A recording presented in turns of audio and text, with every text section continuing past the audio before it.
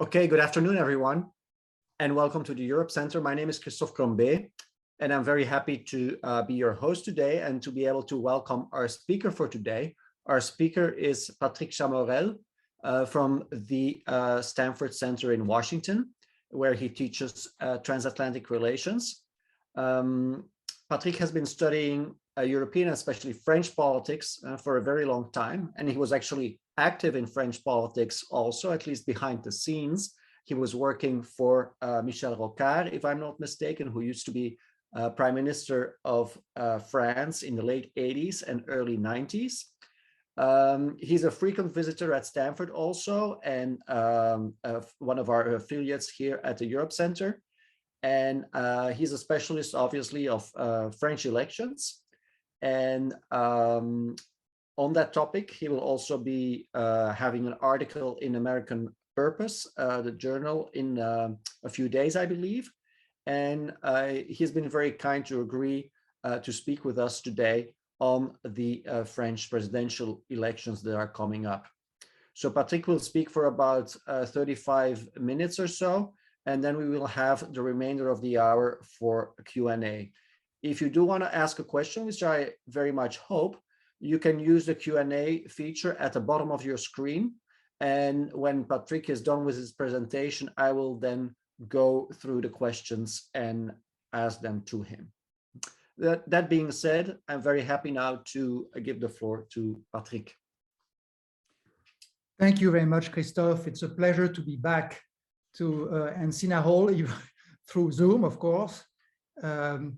I want to thank you and thank the European Center for inviting me to speak on the election again. 5 years ago was a very different kind of election. I think that the American public even the French public is obviously less attentive to the current campaign because of Ukraine, of course, and also because there seems to be less suspense as to the outcome of the race. Last time there was lots of talk about Marine Le Pen being able to win the election in the wake of the Brexit and the Trump victories. So I'm going to show a few slides. This one, for example, has the 8 French presidents of the Fifth Republic, starting in 1958. You see that Macron is the 8th. There's been 11 presidential elections. Presidential terms used to be 7 years, and they have been 5 years since Chirac. So Chirac had his first term, 7 years term, and his second for 5 years. There are 2 rounds of voting for presidential elections. So the first one will be on April 10th, just a few days ahead. And the second is always 2 weeks later, on April 24th. So as you see here, the right and the left have alternated in power. There have been 5 presidents on the right, 2 on the left, and Macron in the center. So he's the first to be positioned over the center right and center left together. If he were reelected, which is of course what people expect, he will be the 3rd president to be reelected, the other 2 being Mitterrand and Chirac, but the first to be reelected with a majority on his side in the National Assembly, which is a little more difficult, arguably, than when you have the majority, which is the opposition, because then you can run against the opposition. So it seems to be the case that Macron will win, that he will win against probably Marine Le Pen in the runoff, which has only 2 candidates facing each other. That was the case 5 years ago already. So this seems to be an election of continuity, as opposed to 5 years ago when it was really an election of change. And I will say a few more words about that in a minute. But is it an endorsement of the status quo in French politics? I don't think so. I think that the reason why Macron is about to be re-elected has not much to do with the fact that he held his promises or that France is doing better than 5 years ago, but has much to do with the fact that he overcame three major crises: the yellow vest crisis, which I will talk about in a second, and then the COVID and Ukraine crisis. And he really turned each of them into political opportunities for him. And the other reason, of course, is the continuing division of the opposition, both on the right, which has grown during Macron's presidency, and on the left. So what I'm going to show you is trying to illustrate this key point that I just made. So this was the National Assembly as elected right after Macron's election 5 years ago. So you see that his fledgling party, REM, République En Marche, had a majority at the expense of the Socialist Party, which lost 90% of its seats, and the center-right party, the neo-Gaullist party called LR, Les Républicains, which lost half of its seats. Macron's majority is strategically in the center, which means that he splits the opposition. And this is a very essential fact in French politics today that goes a long way to explain Macron's electoral success. So this majority has shrunk over the last years by about 40 seats, deputies mostly from the left, who decided to resign in a disagreement with Macron, or because they didn't feel comfortable in that majority. So we are not, another legislative elections will follow this election in June, and it's not clear whether Macron will regain a majority. Right now, this number 300 plus minus 40, he has a minority, not a majority. And whether he can regain a majority is really in question. He might need to rely on some support from the center-right party, Les Républicains. So that's one of the questions of the election. So not everything is so crystal clear.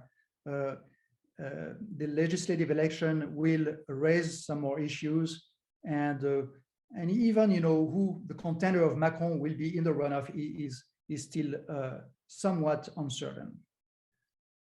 So I think we cannot talk about this election without going back briefly to the previous one, because again, that was a tsunami in French politics. In these alternations between right and left, the incumbent, the outgoing President François Hollande had, had a very failed presidency with his party split between, the mainstream and the left wing, and to the extent that François Hollande was not able to seek re-election. You see, that was before he decided not to seek re-election. 9%, that's not very much for a sitting president, for an incumbent president. And actually, after he decided not to seek re-election and the Socialist Party had a primaries, the new candidate representing the party scored 6%. So 5 years ago, the Socialist Party almost died, and he has not recovered since. So François Fillon, representing Les Républicains, the center-right party, was the favorite by far, actually 26%, but he went in polls for the first round, he went way past 30%, and was to what almost a sure winner in the runoff. So that's the scene. That's the results of the first round. What is new here is that Fillon scores like about 10 points less than he used to, before a scandal that hit him. And that made him lose the election. And Macron, who was at 13%, 14% in the previous, in the previous slide, see Macron 14, now he has 23. So it doesn't mean that all the voters of Fillon went to Macron, but it means, that most of Fillon voters went to Macron. And some, of course, from the Socialist Party. So that was a major change in French politics, with neither of the candidates of the center-right neo-Gaullist party nor the Socialist Party being qualified for the runoff. So the runoff for the first time was between the centrist, Macron, completely almost unknown, he had never been elected, and Marine Le Pen in her second attempt, and on the far right. So not right versus left, but far right versus center. And you see that Macron won handily. So does that mean that Macron, of course, promised political renewal, but it was, not completely true. It was also a kind of a return to class politics. You see that the support for Macron is very much in a narrow, in a narrow constituency, mostly affluent, urban, well-educated, and Marine Le Pen exactly the opposite. She does best among, factory workers, employees, etc.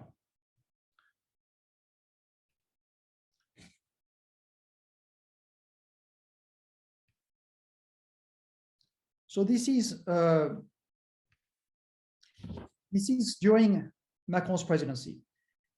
As I said, he faced three major crises: the Gilets jaunes, otherwise known as the Yellow Vest, which was a revolt against the rise of gas prices as a environmental tax, but it was more broadly a revolt against Macron's liberal policies, economic policies, and social inequalities, and Macron himself and his kind of perceived arrogance. And then you have COVID and Ukraine. And so the question is, and Macron did, overcome all three of these crises. The most serious for him was the Yellow Vest. And so from the political rebel that he had been in the election, he became kind of the nation's protector-in-chief against the rioters, against the virus, and against Putin. So you see the support for the Yellow Vest movement. It's mostly, of course, from the fringe parties of the left, LFI, meaning La France Insoumise, which is Mélenchon's parties, which is far left, and of course, you see or you don't see, I don't know on the screen whether that the score of Marine Le Pen, but very big support from both the far left and the far right. As the center right and the center left, they kind of split. The electorate is split, and that will be the story all along Macron's first term. That in this party you have half of it which is very compatible with Macron and supporting Macron on most issues, and the other half which is still feeling, being in the opposition.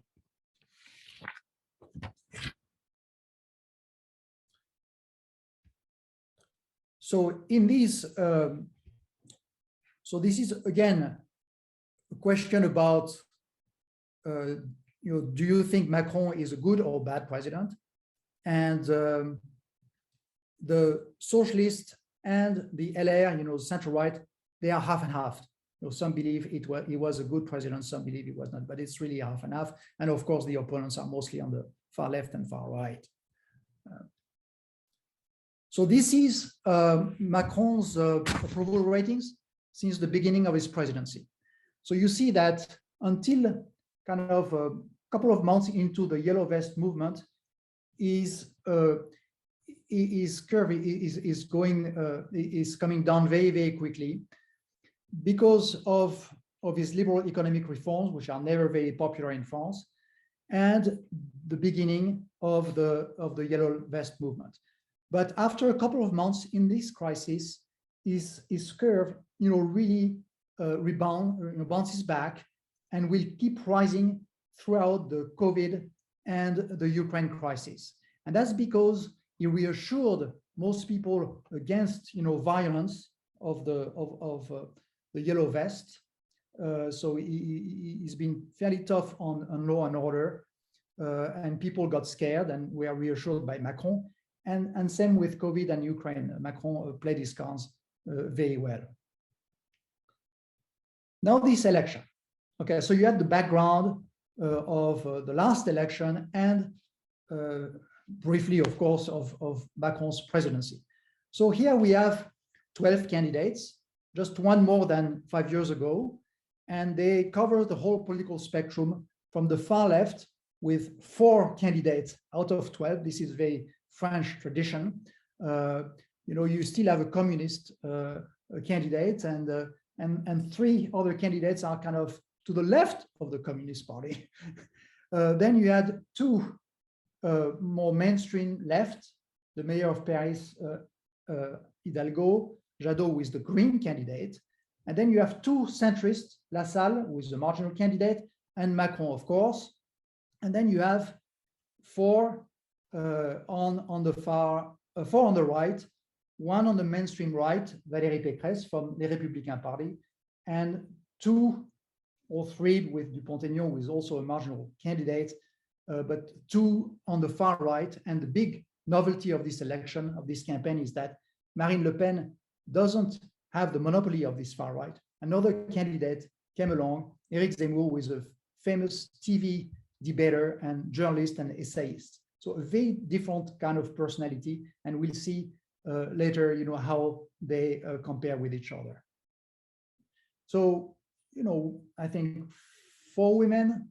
The oldest is Mélenchon, the youngest still Macron. So you have lots of diversity in that field. And to be qualified, to be certified rather, as a candidate, you have to gather at least 500 signatures from local officials or members of parliament. And they cannot be all from the same region. And that is difficult for some candidates who are not related to a strong party with lots of local officials. That was the case mostly for Zemmour, who is kind of in the position that Macron was 5 years ago. He had absolutely no party, but he created one. But then it's very difficult to gather the signature. So this has been the first round voting intentions for the main candidates, not the 12 of them, but for the main ones. So you see that Macron has always been way above the rest of the field, and Marine Le Pen mostly number 2. But what happened is that there's been a very, very strong and tight battle between 3 candidates on the right, including Marine Le Pen, but also the 2 new candidates, Éric Zemmour and Valérie Pécresse, to get to second place, meaning that to qualify for the runoff, again, Macron, who has been fairly secure in getting it.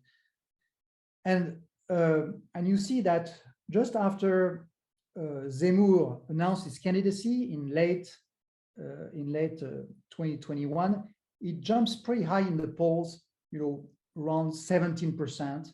And same with, but came down quickly. Valérie Pécresse also went up, very, very high, and even higher than Marine Le Pen, but then came down, and we will see, why. And Mélenchon has risen in the last part of the campaign from about 10% to now about 14%. And you'll see the bump in Marine Le Pen, actually, in the latest polls, and mostly Emmanuel Macron. And guess what it is? It is the impact of Ukraine on the race. And I'll tell you more about this. So here, depending on the polls, Macron has gained between 4 and 8.5% as a result of Ukraine, because Macron, who has been extremely visible during the COVID crisis, has been even more visible with some degree of credibility that other candidates don't have during the Ukraine crisis. He also has been, since January, the president of the European Union. So basically, I'm talking with Putin, with Zelensky, with Biden, almost on a daily basis. So people who are, afraid, they were afraid of COVID, they are afraid of Ukraine, that we will see in a second. Of course, they tend to rally behind the incumbent.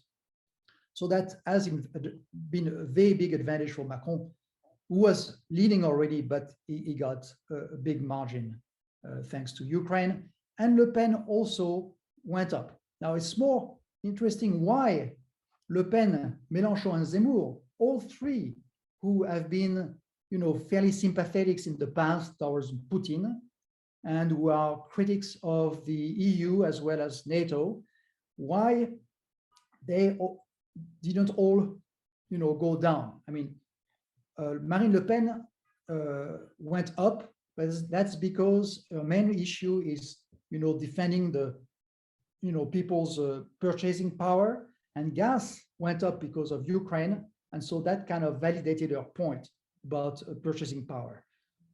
Zemmour went down. Is the only one of the three, and Mélenchon up mostly because people on the left are trying to have a single candidate, which they refuse to and the left refused to have a primary for that. And Pécresse, because Pécresse is very close to Macron, and what advantages Macron usually is not good for Pécresse. So how concerned are you about Ukraine? You see that the vast majority of people say they are very concerned, or rather concerned by Ukraine. No surprise. So Ukraine is still in, the main issues that people will intend to base their vote on, but far from the main one. The number one is the purchasing power. So that's a big plus for Marine Le Pen.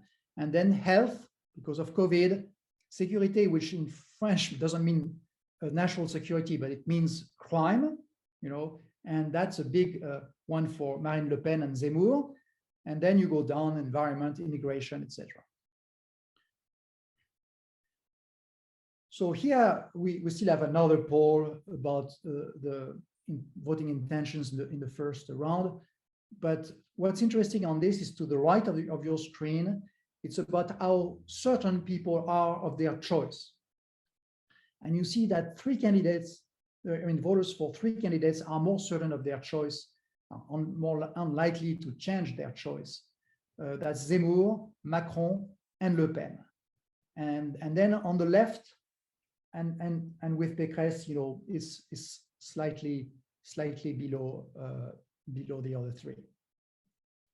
So there's been lots of volatility among voters in this voting attention. So they are shifting from one candidate to the next, and you see that they are still, about like 30% of voters who don't know who they are going to. They are not sure that they are going to vote for the candidate they indicated in the polls. So this is now the projections for no longer the first round, but the second round, which is decisive, of course. So you see that the only candidate who at some point was able to beat Macron in the runoff, if she got there, was Valérie Pécresse, because she's very close ideologically to Macron. And she's actually more in the center of gravity of French politics these days than Macron himself, because she's slightly more to the right. But of course, she kind of tanked in the first round, and so these hopes were not didn't materialize. But you see that Macron increased his advance over Pécresse and Zemmour more and more. Mélenchon, a little about the same, because Macron went up, Mélenchon too, and Le Pen and Macron are the closest to each other. So they are the more likely to be in the runoff, but they also are supposed to have the less margin between the winner and the other one. So that's about 45% to 55%, which you notice is less of a margin than 5 years ago. And that's because, of course, there's been rising discontent with Macron. 5 years ago, he had not governed yet. Also because the political landscape has shifted, public opinion has shifted to the right, and because and most of Macron voters would vote for Le Pen, and because of the volatility of the electorate. So here you have you see the main issues that matters to people, and sorry, the strength and the weaknesses of Macron and Le Pen on the various issues. And you see that Le Pen is much more credible on immigration and crime and purchasing power than Macron. And you see that Macron, of course, has a huge advance on international issues, on Europe and international, meaning, of course, Ukraine. And you have Ukraine, actually, you see Macron 38% versus only 14% for Le Pen. So this is what matters most what matters considerably in French presidential elections is how the votes of the first round will be redistributed in the second round, the runoff.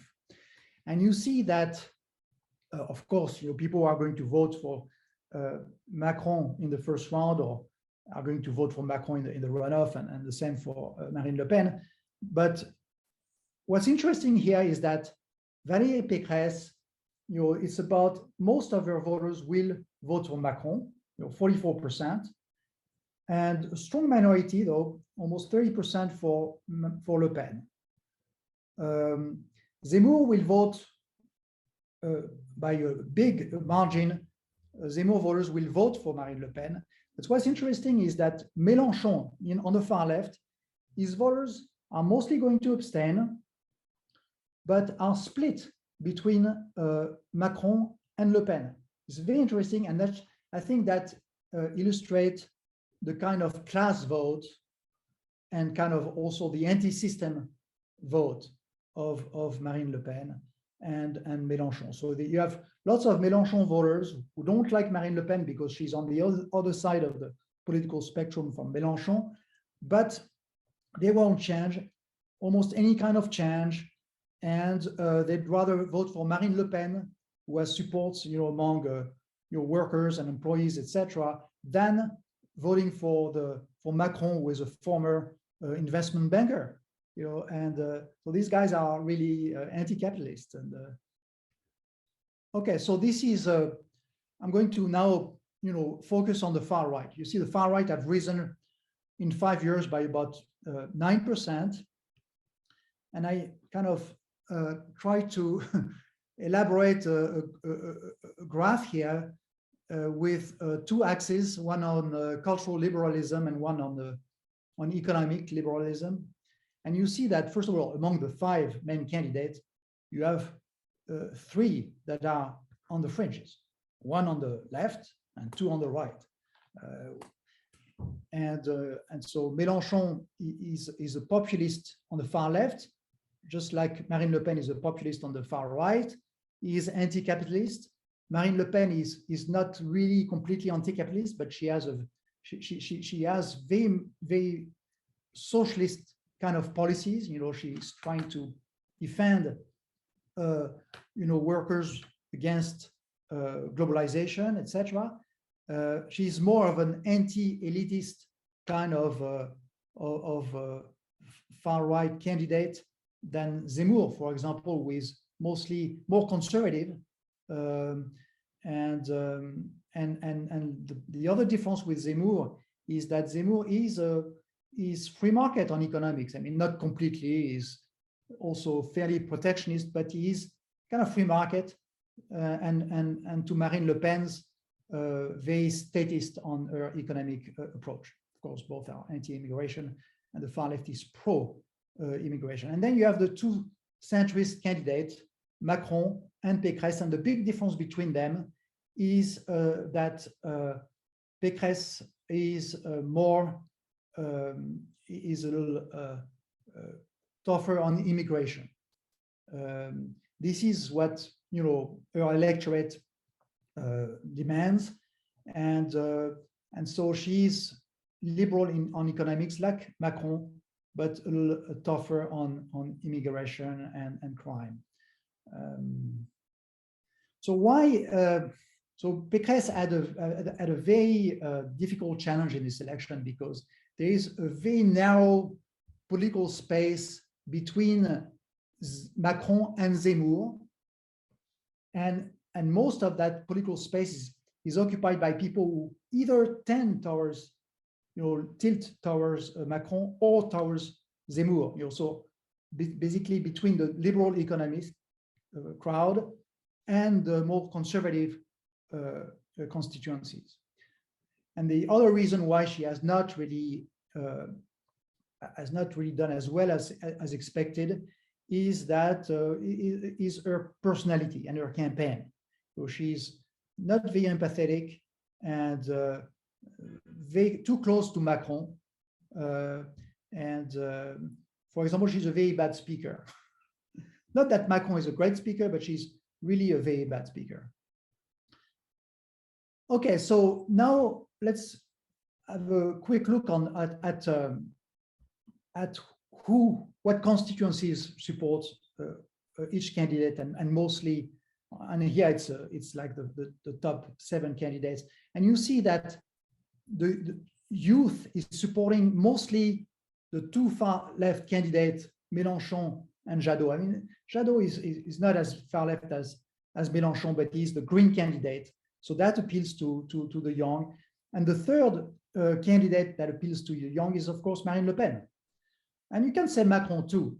You can say Macron too. And the two that have mostly an older generation constituencies are Pécresse and Zemmour.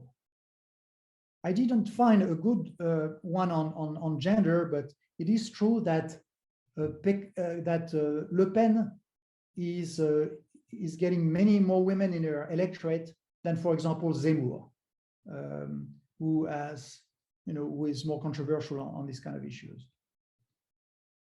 So now on economic status, you don't have Macron, but Zemmour, Pécresse, and Le Pen, and you see that Zemmour is about the same across any profession rather.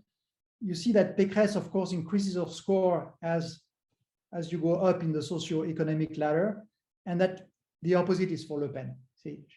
So she has a very strong core constituencies in those categories. So now Zemmour, Le Pen, but depending on level of education and place of residence, and that also you see that Le Pen, as level of education goes, she's doing better with people who have less education, and Zemmour a little better with those who have more education. And as for where these people live, you see that Le Pen is very strong in rural France and small town France, and not very good in big urban centers.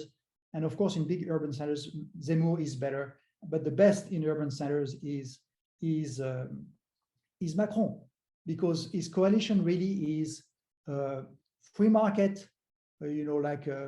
executives, business executives, and that that comes from the right side of the political spectrum, and then the kind of culturally progressive that come from the left.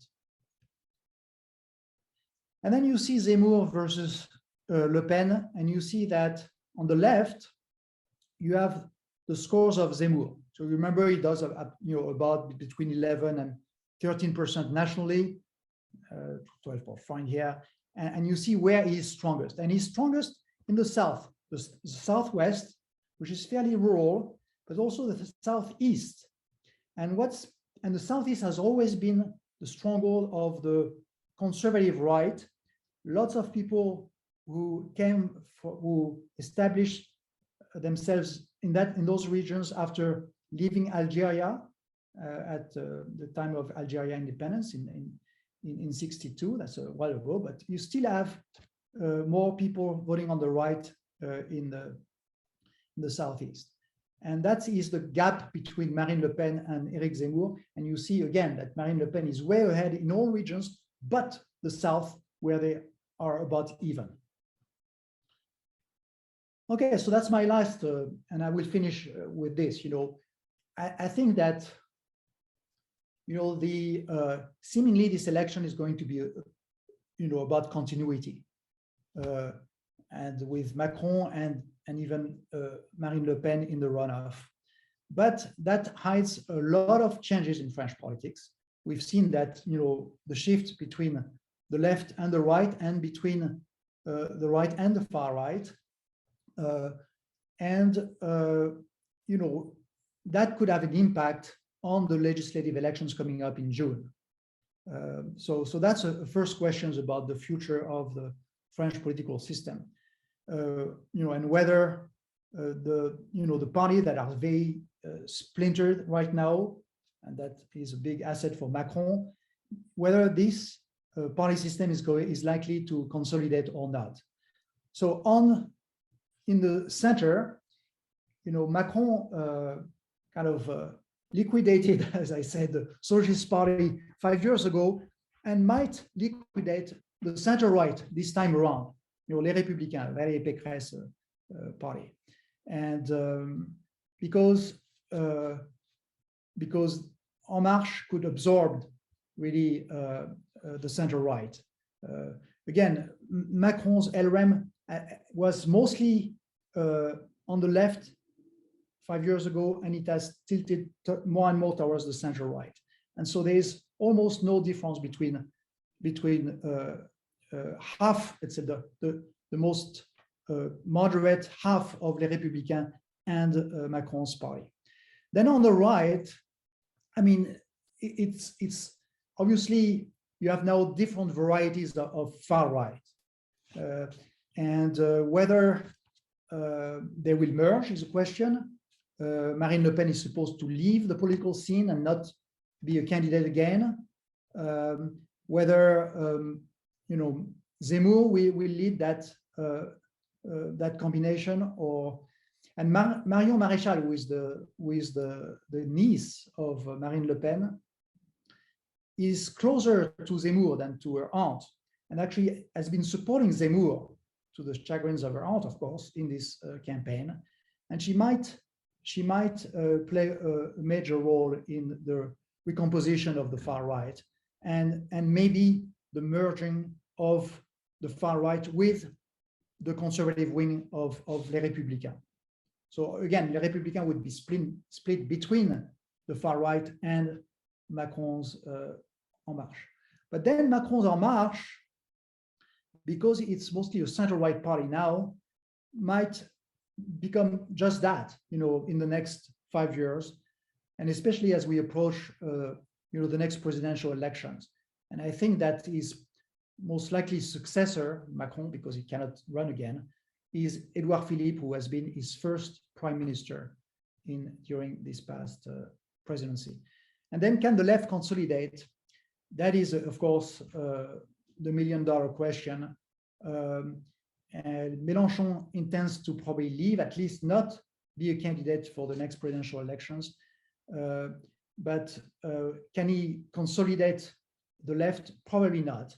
There will be, I think, at least 2 or 3 parties left on the left.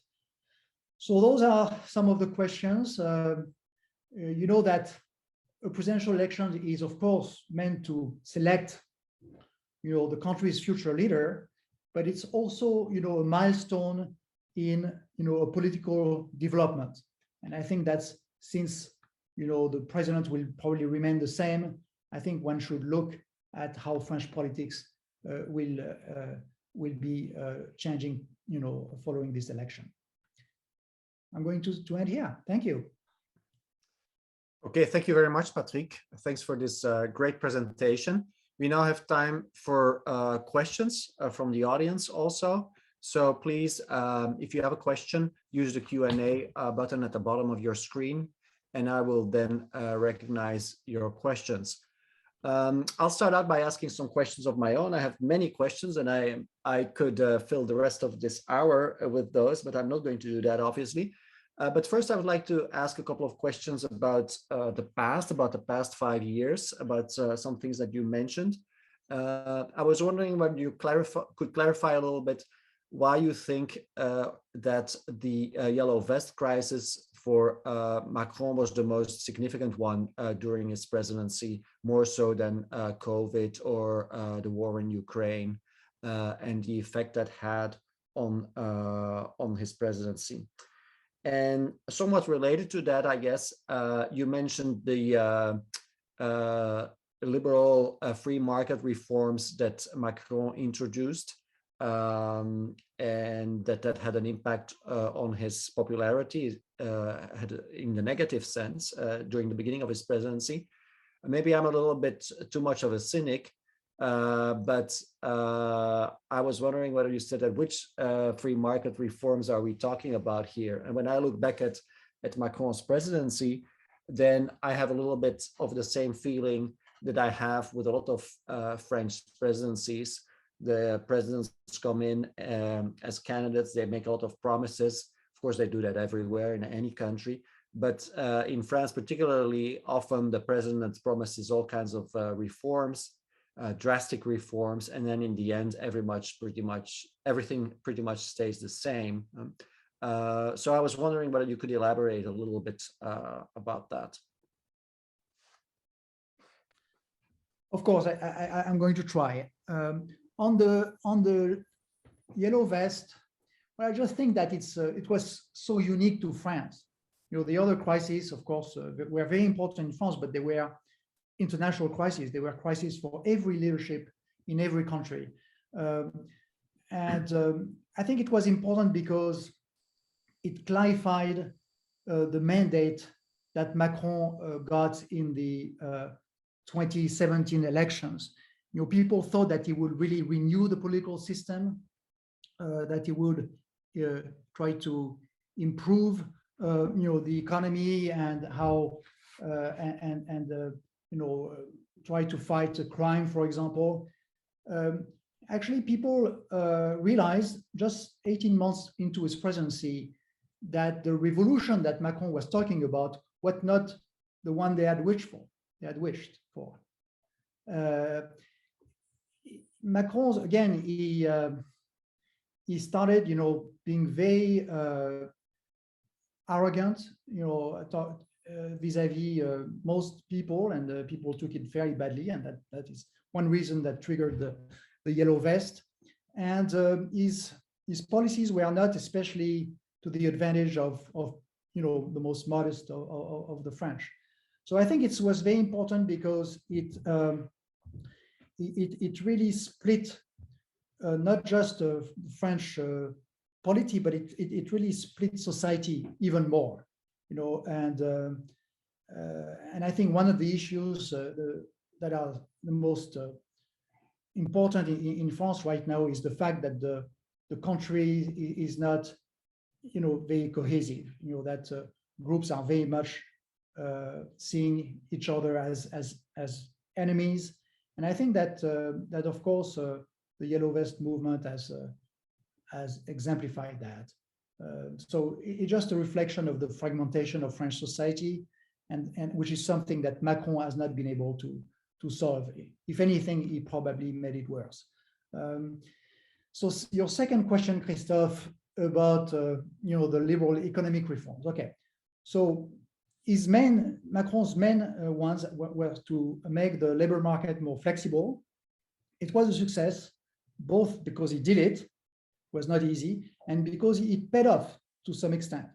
And some see the fact that French unemployment is better today. I mean, it's less today than before COVID. Some people attribute that to Macron's reform.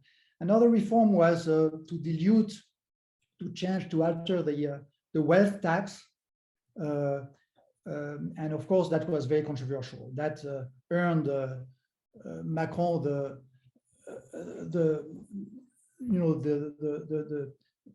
expression "president of the rich," because if you get rid of the wealth tax, that means you're the president of the rich. So that was, that lost him basically most of the Socialist Party, what was left of it. And another reform was to lower capital gains taxes. That probably also was a plus for the economy. What he really failed to do, but that was not in his program, but he added it, early on in his presidency, was the reform of the pension system. And this is now part of the agenda for a second term, but he really botched it when he tried to do it at the end of the COVID crisis, which shows, that Macron has had some success understanding how to take advantage of this crisis, for example, and also some setbacks. On Gilets jaunes, for example, he tried to reassure people. He says, well, all of these guys are on the far right, because he was much tougher on the far right than the far left for some reason. And people were reassured by that. And they were also reassured by the fact that he started a tour of the whole country, and with meeting with the grassroots, and it changed kind of the perception that people had of his arrogant personality. So, is that answering your question, Christophe? Sure. There aren't all that many questions from the audience yet, so I'll ask another question. Looking at toward the future now, you talked a little bit about party politics, and so you were saying that you could see, at least that's sort of my understanding from what you said, you could see a scenario where Macron's party evolves more into a center-right party. So I have a few questions related to that. First of all, I sometimes wonder myself, not knowing as much about French politics as you do, I wonder whether there's a future for Macron's party, whether his party will outlast him, or whether there's not a possible scenario that France returns sort of toward the system, the party politics that was there before him.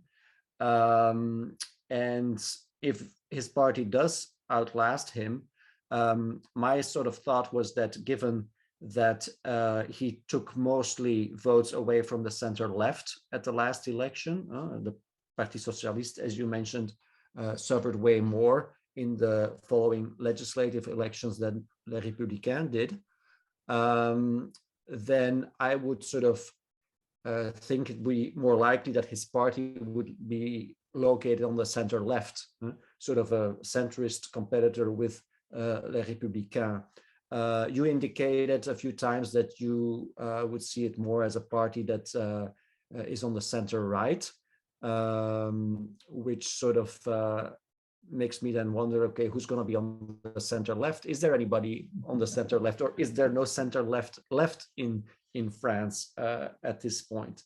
And a small question related to that also was that you pointed out that it could very well be that Macron's party does not have a majority in the legislative elections this year, and that it would then have to rely on some votes from Les Républicains.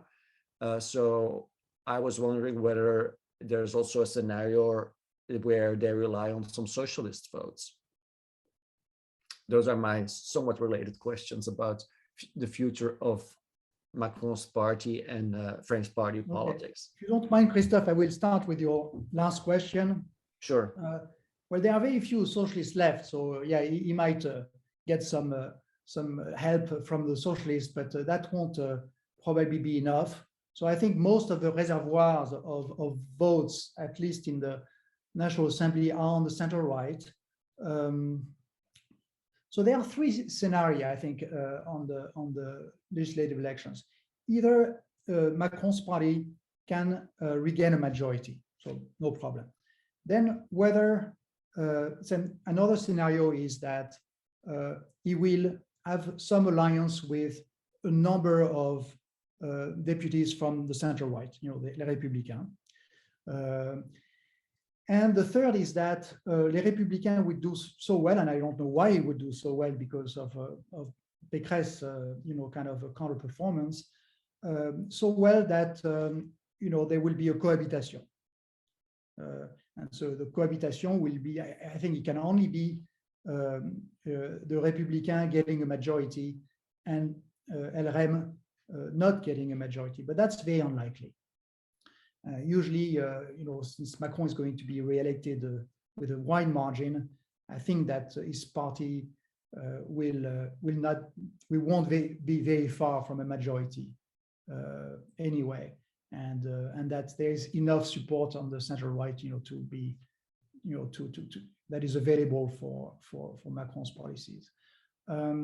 So on your other questions, what will happen of Macron's party? I think, yes, it is mostly today a center-right party. I mean, the left sees it as a right party. Of course, the right sees it as a left party.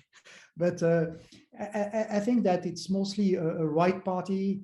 I think he has a clear successor in his former prime minister, who is very popular. He's the most popular politician in France, has been since he left the prime ministership a few years ago, Edouard Philippe.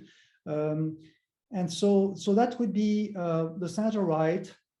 Now, where is the center left? It was your question, and that is a very good one. And I cannot see it myself, but because the left has really shifted to the far left, and by far Mélenchon has the biggest party and is the major personality on the left, and he's kind of far left with a program of like that sounds very much like a socialist program of the 70s, so yes, I don't see what can fit in there, except maybe if the Greens are becoming more moderate. The Greens are extremely divided. Jadot won the primaries of the Green. Is the moderate one, but he won it by just less than 1%. Against somebody very, very much on the far left. So maybe some portion of the Greens will fit in that kind of center left window. I don't know. I really think that, and then on the right, it is an open question really. But something's going to happen on the right. I think that these two parties. Of course, Zemmour wants the death of the political death of Marine Le Pen's party, and he also wants to merge that far right, which would look more like his variety of far right, not Marine Le Pen's, merge it with the conservative wing of LR. All of this is going to take time, but yes, if I had to guess, I would think that we will return to a more classic, right versus left kind of pattern, with Macron's party, of course, changing more on the center right, changing his name, of course, a new leader, and so it will be Macron's party, but again, it will be a very changed Macron's party. Mm-hmm.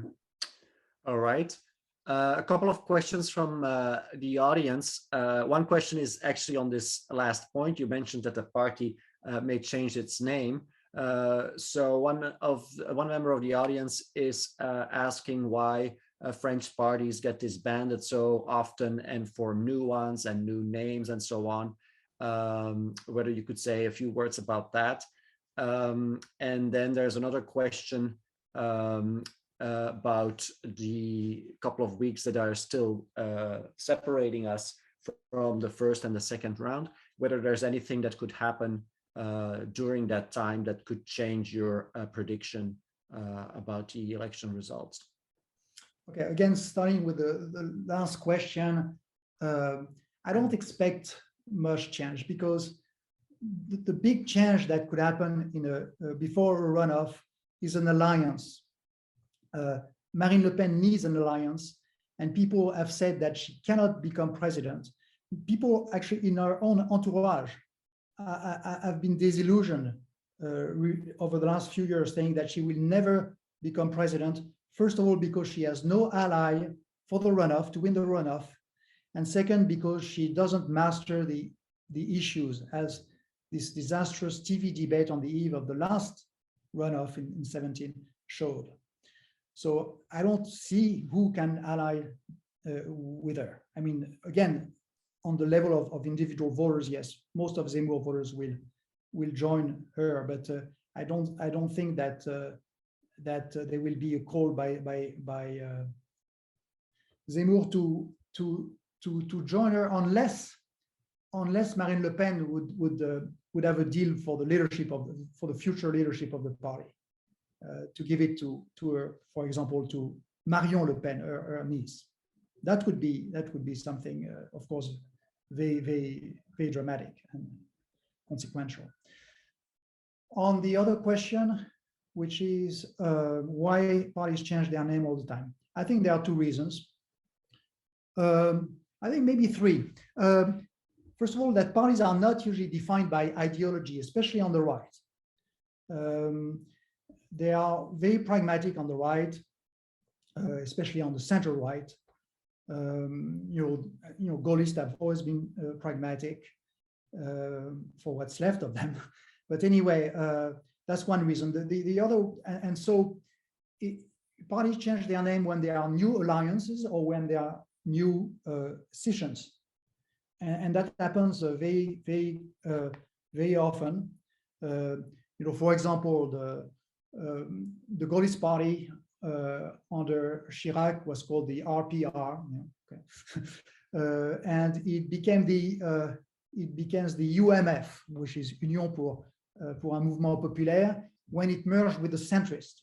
So again, name change because of parties, splitting or getting into new alliances, and also following the renewal of leadership. Usually, when you have someone like taking over a party, is the main goal of a French politician is to rise throughout the party and to take it over. Of course, we've seen with Macron and Zemmour that now it's not the only model, but then if you take over a party, you want to change its name. Mm-hmm. So yes, parties are not very permanent structures. They are not very powerful structures.